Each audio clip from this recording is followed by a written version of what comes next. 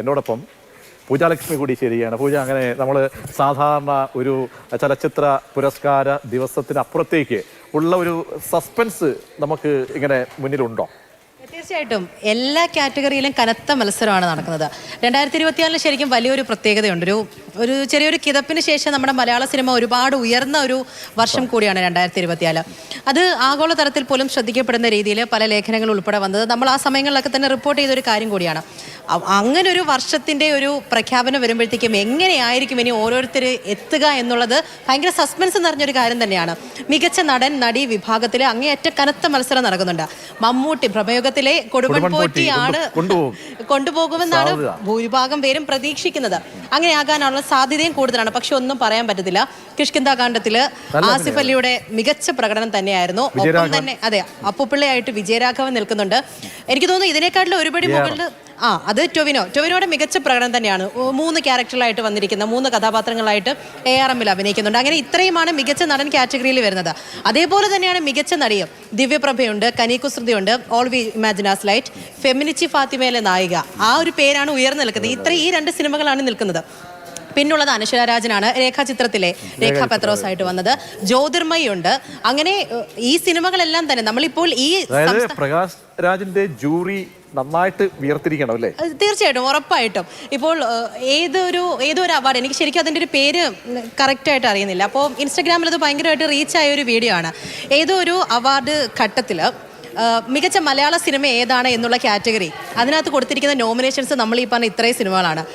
അതായത് ARM, ഭ്രമയുഗം, രേഖാചിത്രം, കിഷ്കിന്ധാകാന്ഡം. അത് പക്ഷേ ഏത് അവാർഡിന്റെ ആണെന്ന് എനിക്ക് ഓർമ്മയില്ല. ഭയങ്കരമായിട്ട് വൈറലായിട്ട് പൂജ, അതായത് നമ്മൾ പലരും പറയുന്നുണ്ട് മമ്മൂക്കയ്ക്ക് കൊടുക്കാനുള്ള സാധ്യത കുറച്ചുകൂടി ഏറുമെന്ന്. കാരണം 8 മാസത്തിന് ശേഷം വീണ്ടും അദ്ദേഹം ഒരു പ്രത്യേക ഒരു ആരോഗ്യാവസ്ഥയിൽ അദ്ദേഹം അതിനെയൊക്കെ തന്നെ പടവിട്ടി അങ്ങനെ ഒരു പുതിയ ഒരു മമ്മൂക്കയായിട്ട് എത്തുകയാണ്. അപ്പോൾ എത്തുമ്പോൾ സ്വാഭാവികമായും മമ്മൂക്കയ്ക്ക് കൊടുക്കാൻ പറ്റുന്ന, കാരണം അത് വെറുതെ കൊടുക്കുകയല്ല, മമ്മൂക്കയുടെ ആ ചിത്രത്തിൽ അദ്ദേഹം പ്രമേയത്തിലുണ്ടായിട്ടുള്ള ആ ശബ്ദം പോലും അല്ലേ നമ്മുടെ കാതുകളിൽ ഇപ്പോഴും ആ ശബ്ദം, ആ ചിരിയൊക്കെ തന്നെ മുഴങ്ങിക്കൊണ്ടിരിക്കുക. അപ്പോൾ മമ്മൂക്കയ്ക്കുള്ള സാധ്യതയായിരിക്കും ഒരു പക്ഷേ കൂടുതലല്ലേ? അങ്ങനെ തന്നെ ആയാലും അത്ഭുതപ്പെടാനായിട്ട് ഒന്നുമില്ല. നമ്മൾ ചുറ്റുപാടുമുള്ള മറ്റ് സാധ്യതകളൊന്നും തന്നെ പരിഗണിക്കേണ്ട. കൊടുമൺ പോറ്റിയെ മാത്രം നമ്മൾ നോക്കിയാൽ മതി. ഒരുപാട് കഥാപാത്രങ്ങൾ, ഏറ്റവും മികച്ച കഥാപാത്രങ്ങൾ എടുത്തു പറയാൻ നമുക്ക് ഒരുപാടുണ്ട്. പക്ഷേ ആ ചെയ്തു വെച്ചതിൽ നിന്നും വ്യത്യസ്തമായൊരു കാര്യം തന്നെയാണ്. ആദ്യമായിട്ടായിരിക്കും ഒരു പക്ഷേ ഇങ്ങനെ ഒരു വേഷം മമ്മൂക്കയിലൂടെ നമുക്ക് മുന്നിലേക്ക് വരുന്നത്. അങ്ങനെയാണെന്നുണ്ടെങ്കിൽ ഭ്രമയുഗം ആ ഒരു സിനിമ മാത്രം എത്രത്തോളം അവാർഡുകൾ വാരിക്കൂട്ടും എന്നുള്ള കാര്യം കൂടി നമുക്കിനി അറിയേണ്ടതായിട്ടുണ്ട്. അതിപ്പോൾ സംവിധാനത്തിലായാലും സംഗീതത്തിലായാലും വിജയരാഘവൻ ഉണ്ടെങ്കിലും ഇത് സിദ്ധാർത്ഥൻ ഭരതന്റെ ആയാലും ഒപ്പം അശോകന്റെ ഒക്കെ ആയാലും നല്ല മികച്ച അശോകന്റെ ഒക്കെ മികച്ച ക്യാരക്ടർ തന്നെയായിരുന്നു.